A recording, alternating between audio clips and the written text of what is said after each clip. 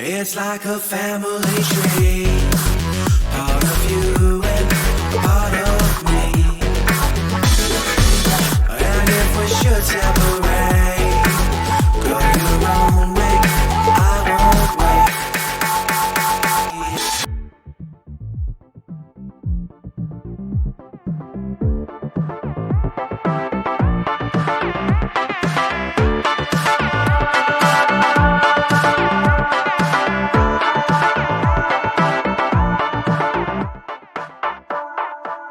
Bring the funk back.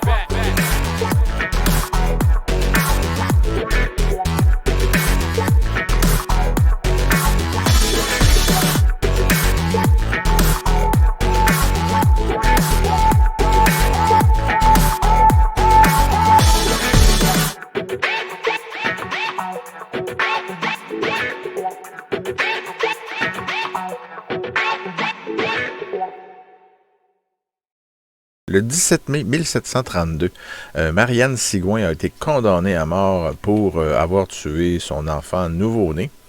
Donc, voilà, on parle aujourd'hui encore de néonaticide. Donc, c'est parce que là a été condamné qu'on est au courant, qu'on est documenté sur ce crime-là. Sinon, il serait passé inaperçu, évidemment, parce que on est encore à une époque où il n'y avait pas d'enquête de coroner.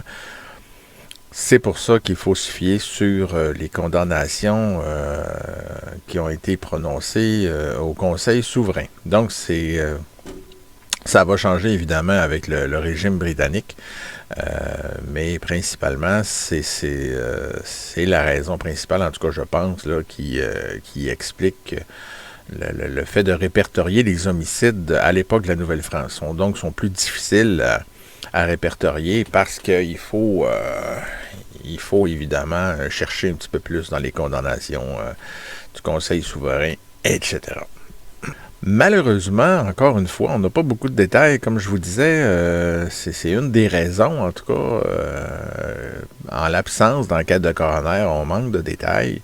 Je vous rassure encore une fois, à partir des années 1800 et surtout 1900, on va voir que on va avoir beaucoup plus de détails sur les homicides et tout ça. Mais ce qu'on sait, en tout cas, et je cite entre guillemets, que le bébé a été retrouvé sur le port proche de la plateforme. Alors, où était la plateforme? Ici, on parle de la ville de Québec. Alors, où était exactement la plateforme? J'en ai aucune idée. Mais il semble que le nouveau-né, en tout cas, a été retrouvé au port de Québec ou dans ces coins-là. Évidemment, bon, comme on disait aussi, pour le même type de crime, le néonaticide, les punitions, les sentences n'étaient pas toujours les mêmes. Dans ce cas-ci, bon, Marianne Sigouin a été pendue et étranglée dans la basse ville de Québec. Et puis son corps, ensuite, aurait été jeté à la voirie, mais rien de moins. Heureusement que nos employés de la voirie aujourd'hui n'ont pas affaire à ramasser des cadavres. C'est déjà quand même ça de moins à faire. Donc voilà, néonaticide encore une fois. Donc on n'a pas beaucoup de détails, mais c'est un peu à ça que sert aussi la classification du CCM3. On a vu récemment, on en a parlé pendant une trentaine de minutes là, dans une balado, ce qu'est le néonaticide. Donc on peut en déduire les grands traits qui reviennent souvent et presque toujours dans le néonaticide. Bon, une mère avec peu d'éducation, très jeune, qui a caché sa grossesse aussi. On voit quand même un profil, là, ça se ressemble beaucoup. Alors, voilà. Bonne journée.